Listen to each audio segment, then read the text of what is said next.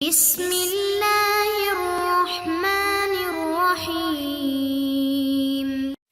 السلام علیکم ورحمۃ اللہ وبرکاتہ۔ امید ہے تمام سامعین ناظرین بخیر و عافیت ہوں گے۔ آج ہم اپنی کتاب شرح عقائد کے سبق نمبر 53 کو پڑھیں گے۔ ہمارے سبق کی ابتدا والطعومی کی عبارت سے ہوگی اور ہمارا سبق واجباً لذاتہ فظاہر کی عبارت پہ مکمل ہوگا۔ آئیے پہلے اپنے آج کے سبق کی عبارت کو پڑھتے ہیں۔ بسم اللہ الرحمن الرحیم۔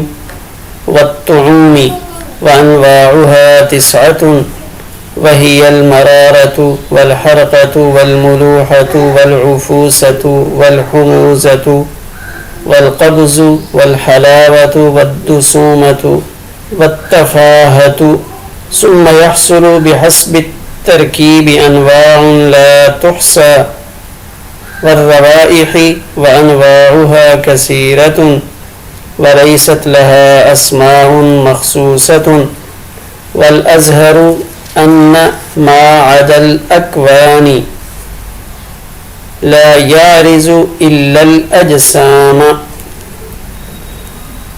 وإذا تقرر أن العالم أعيان وأعراض والأعيان أجسام وجواهر فنقول الكل حادث، أما الأعراض فبعضها بالمشاهدة كالحركة بعد السكون والضوء بعد الظلمة والسواد بعد البياض، وبعضها بالدليل وهو طريان العدم كما في أزداد ذلك، فإن القدم ينافي العدم لأن القديم إن كان واجبا لذاته فظاهر۔ آئیے اب اپنے سبق کی عبارت کا ترجمہ کرتے ہیں۔ والطعوم اور ذائقے، اس کی انواع 9 ہیں۔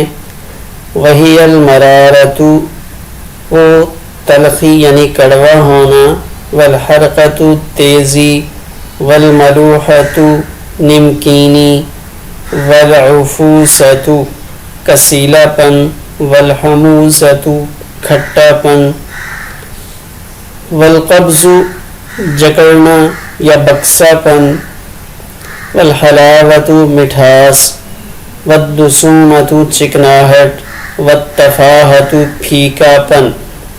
ثم یحصل، پھر ترکیب سے اس کی اتنی قسمیں حاصل ہوتی ہیں، لا تحصى، جو گنی نہیں جا سکتی، والروائح، اور بوئیں، انواعها کثیرۃ، ان کی انواع بہت زیادہ ہیں، لیست لها اسماء مخصوصۃ، ان کے کوئی خاص نام نہیں ہیں۔ والاظہر، اور زیادہ ظاہر یہ ہے کہ اکوان کے علاوہ جتنے اعراض ہیں وہ عارض نہیں ہوتے مگر اجسام کو۔ وَإِذَا تَقَرَّرَ، اور جب یہ بات ثابت ہو گئی کہ عالم اعیان اور اعراض کا نام ہے اور اعیان وہ اجسام اور جواہر ہیں، تو فَنَقُولُ، پھر ہم یہ کہیں گے الکل حادث، کہ سب حادث ہے۔ اما الاعراض، بہرحال اعراض تو ان میں سے بعض کا حادث ہونا مشاہدے سے ہے، کالحرکت بعد السکون، جیسے حرکت سکون کے بعد، اور روشنی اندھیرے کے بعد، اور سیاہی سفیدی کے بعد، اور ان میں سے بعض کا حادث ہونا دلیل سے ثابت ہے، اور وہ دلیل عدم کا طاری ہونا ہے، کما فی ازداد ذالک، جیسا کہ ان کی ازداد یعنی ضدوں میں ہے، اس لیے کہ قدم عدم کے منافی ہے، اس لیے کہ قدیم اگر واجب لذاتی ہی ہو تو ظاہر ہے۔ آئیے اب اپنے سبق کی تشریح کو دیکھتے ہیں۔ اعراض کی بات چل رہی تھی، پہلے ماتن نے الوان کل الوانی جیسے رنگ، اس کو پہلے عرض کے طور پہ پیش کیا، پھر دوسرے نمبر پہ والاکوان کون کو پیش کیا، اب یہاں والطعوم تیسرے نمبر پہ اعراض میں سے ذائقوں کو پیش کیا۔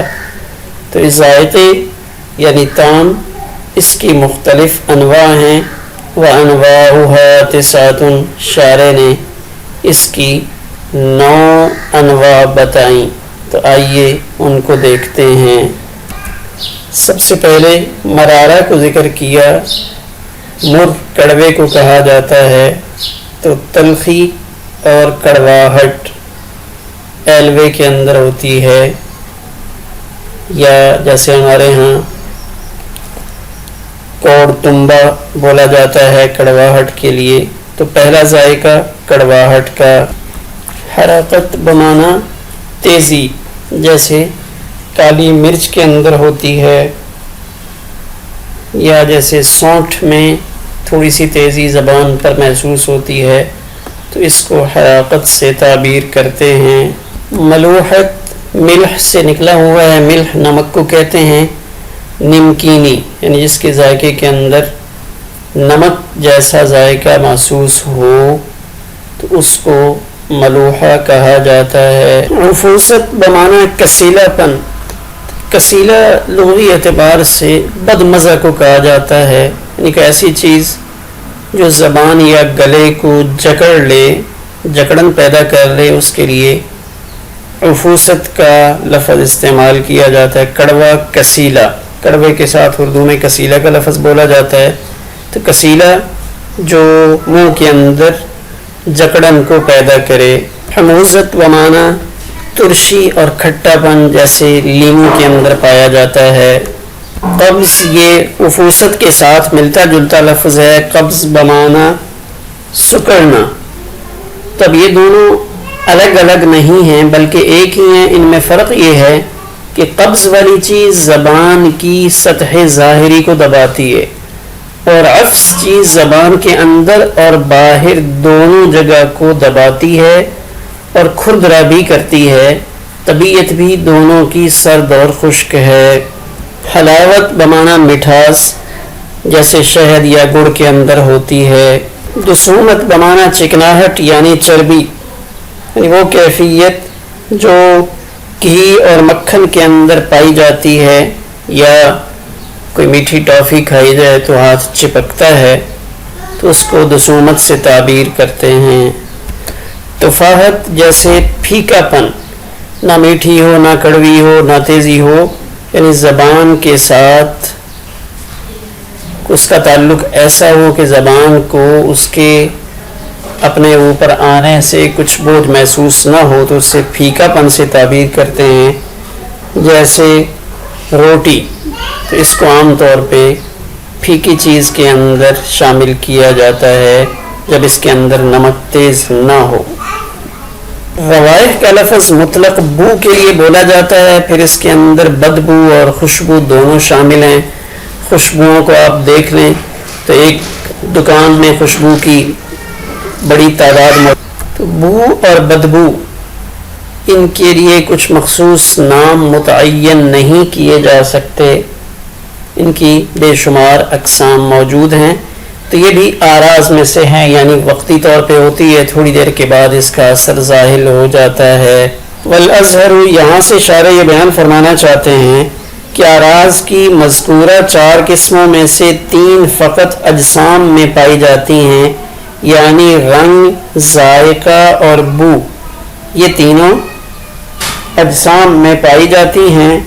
البتہ کون کا تعلق اجسام اور آراز دونوں کے ساتھ ہے، یعنی اکوان جو ہیں وہ اعیان اور آراز دونوں میں پائے جاتے ہیں، یعنی جوہر فرد جزء لا یتجزا کا نہ کوئی رنگ ہوتا ہے، نہ ذائقہ اور نہ کوئی بو، مگر شارح کا ظن ہے، حالانکہ عدم ادراک عدم وجود کو مستلزم نہیں ہوتا۔